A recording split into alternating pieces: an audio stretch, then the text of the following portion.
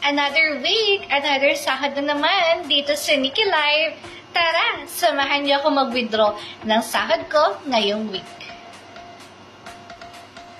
8 million beans. Yan lang naman yung sinahod ko ngayong linggo. Paano ko nakakuha ng ganitong kadaming beans?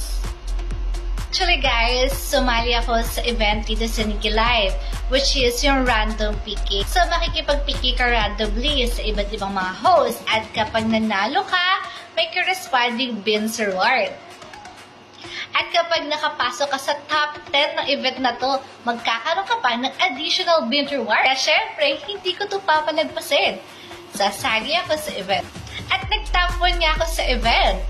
Fairness, na-enjoy ko yung pa-event ni Nikki na random PK. Ang dami ko nakilala mga bagong friends sa iba't ibang agency. Anyways, without further ado, let's withdraw, shall we? So, paano ba mag-withdraw dito sa Nikki Live? Punta lang kayo sa profile nyo. Pindutin nyo exchange. Then, withdraw. Madaming withdrawal method dito sa Nikki Live, kaya pumili lang kayo at i-buy ng iyong account. Kapag na-buy na yung account mo, i-type mo lang kung magkano i-withdraw mo. At pindutin nyo yung withdraw. Successful operation!